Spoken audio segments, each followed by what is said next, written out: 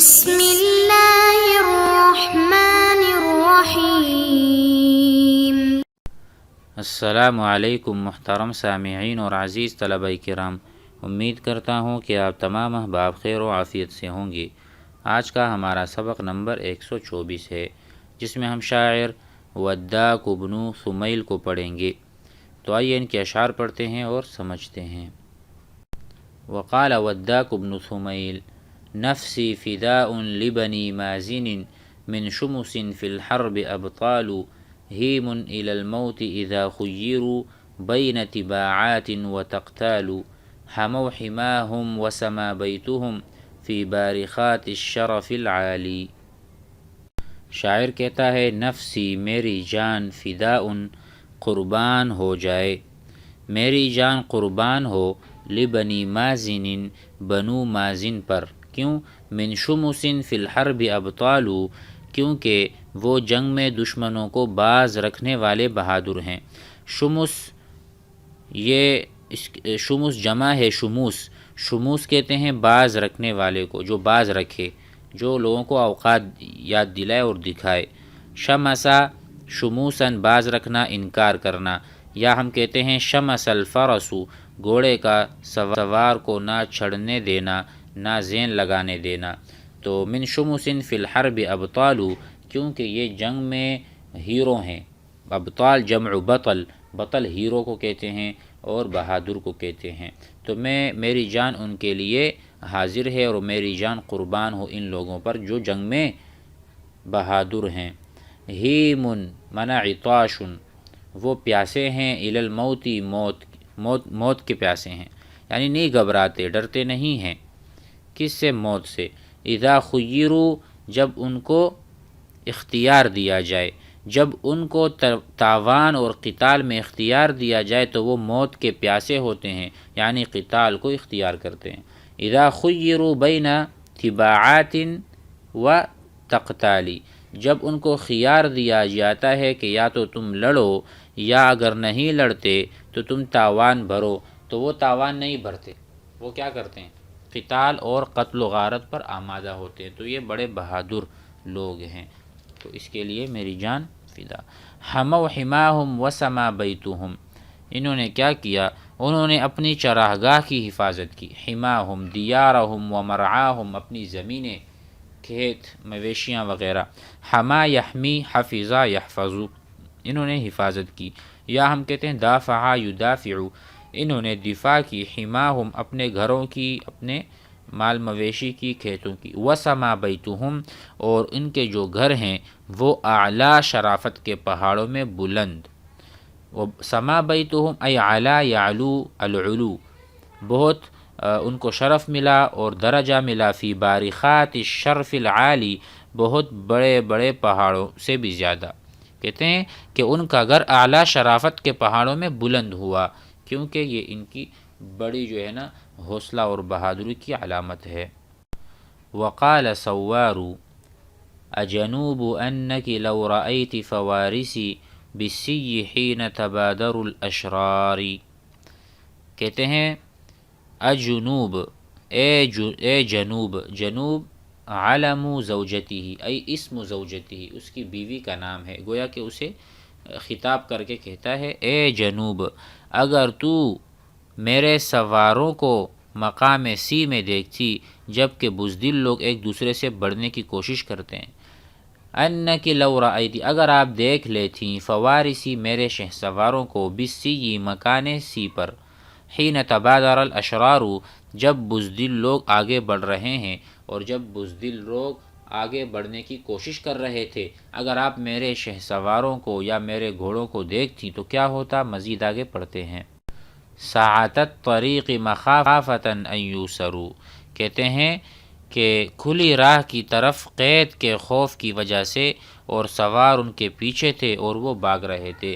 کہہ رہے ہیں وہ بزدل لوگ تبادرا ساعت الطریق، اپنے لیے راستہ تلاش کر رہے تھے وسیع، مخافتاً ان یوسروا، وہ بزدل لوگ میرے شہ سواروں سے بھاگ رہے تھے، مخافتاً اس خوف سے، ان یوسروا کہ وہ قید کر دیے جائیں گے، اسیر، اسیر کہتے ہیں قیدی کو۔ والخیل تتبعهم وهم فرار، جبکہ ان کو ہمارے جو گھوڑے ہیں وہ ان کی متابعت کر رہے تھے، یا آپ سمجھ لیں کہ ان کے پیچھے تھے، ٹھیک ہے، ان کو پکڑنے کے لیے ان کے پیچھے جا رہے تھے، تتبعہم اتباع، وہم فرار، اور وہ من الفارین، فرا یفر فرار یعنی بھاگنا، وہ بھاگ رہے تھے، یدعون سوارا اذا احمر القنا، کیا کر رہے تھے وہاں جا کر؟ کہتے ہیں کہ وہاں جا کر جب نیزے خون سے سرخ ہو جاتے ہیں تو وہ سوار کو امداد کے لیے پکارتے ہیں، اور سوار ہر لڑائی کا مرد میدان ہے۔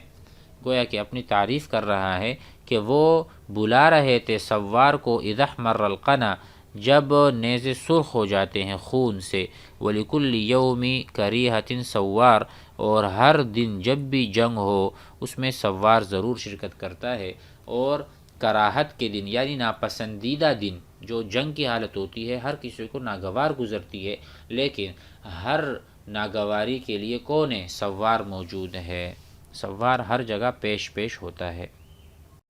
وقال ابو حذابة او ابن حذابة من كان اقحم او خامت حقيقته عند الحفاظ فلم يقدم على القحم فعقبة بن زهير يوم نازله جمع من الترك لم يحجم ولم يخم مشمر للمنايا عن شواه إذا ما الوغد أسبل ثوبيه على القدم خاض الردى والعدا قدما بمنصله والخيل تعلق مثل الموت باللجم۔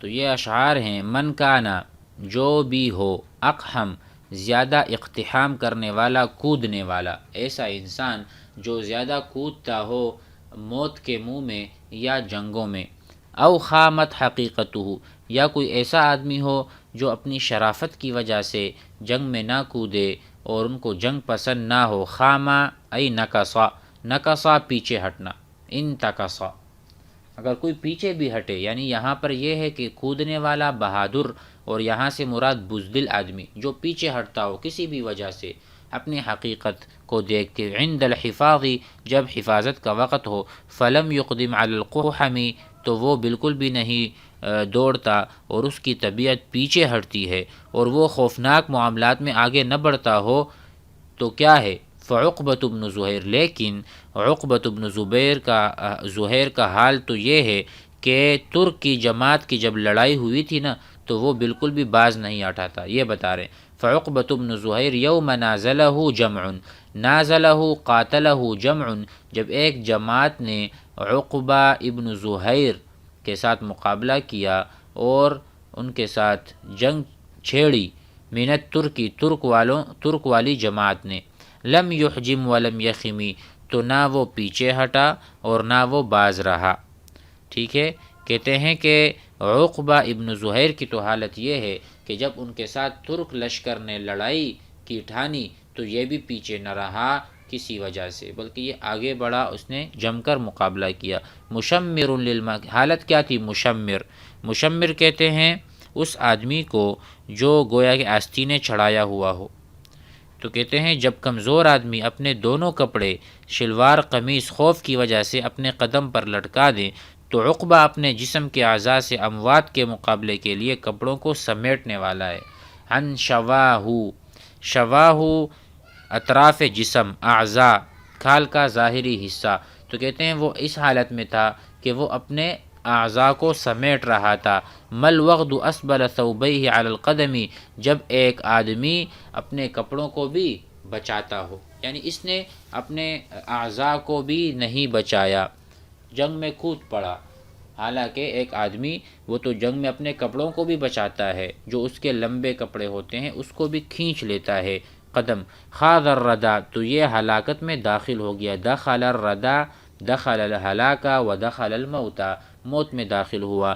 والعدا قدما بمنصله، حالانکہ جو دشمن تھے، الاعداء دشمن، قدمن بہت آگے بڑھ گئے تھے، بمنصله بسیفہ، دشمن تلواروں سمیت بہت آگے آ گئے تھے اور اس نے بھی پیچھے نہیں ہٹے بلکہ یہ بھی دشمنوں میں گھس گیا، اس حال میں کہ بہادر اپنی تلوار لیے تھا اور گھوڑے موت کے لوہے کو لگاموں کے ساتھ چبا رہے تھے۔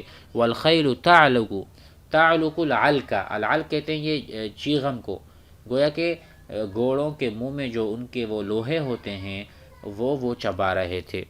مثل الموت باللجمی، کہتے ہیں کہ لوہے کو لگاموں کے ساتھ وہ چبا رہے تھے۔ لجم لجام کی جمع ہے، کہ گھوڑے بھی بہت غصے میں تھے، وہ لوہوں کو چباتے ہوئے نظر آ رہے تھے، ایسے وہ گرم تھے۔ وَهُمْ مِئُونَ أُلُوفًا وَهُوَ فِي نَفَرٍ، کہہ رہے ہیں جو ترک ہیں، ترک کی جو جماعت تھی اور لشکر، مئون الوفن، اور ترکی لاکھوں تھے، لاکھوں ان کی تعداد تھی۔ وَهُوَ فِي نَفَرٍ، اور عقبہ چند ایسے لوگوں میں تھا، شُمِّ الْعَرَانِينِ ضَرَّابِينَ الْمُبْهَمِ، کہ جو اونچی ناک والے، شم العرانین یعنی ان کی آنکھوں کی جو ابتدائی حصہ ہے یا جو نوک ہے وہ بہت لمبی نوکیں تھیں۔ ضرابین للبہمی، جو بہادروں کو مارنے والے تھے، یعنی جس طرح میں کہتا ہوں کہ فلاں کی ناک کٹ گئی وہ ذلیل ہو گیا، اور فلاں کی ناک اپنی جگہ پر ہے، کیا مطلب؟ یہاں سے یہ مراد ہے کہ شم العرانین، ان کے فخر سے ان کی ناکیں اونچی تھیں، ٹھیک ہے، اور وہ ان کو قتل کیے جا رہے تھے، ان کو مردار کیے جا، ضرابینہ ضرب یضرب، مار رہے تھے، للبہمی، بہم کہتے ہیں بہادر شخص کو، تو سخت مشکل کا کام یا پتھر کی چٹان بھی کہ، یعنی وہ اگر پتھر کی چٹان سامنے تھی اس کو بھی وہ کاٹ رہے تھے اور آگے بڑھ رہے تھے۔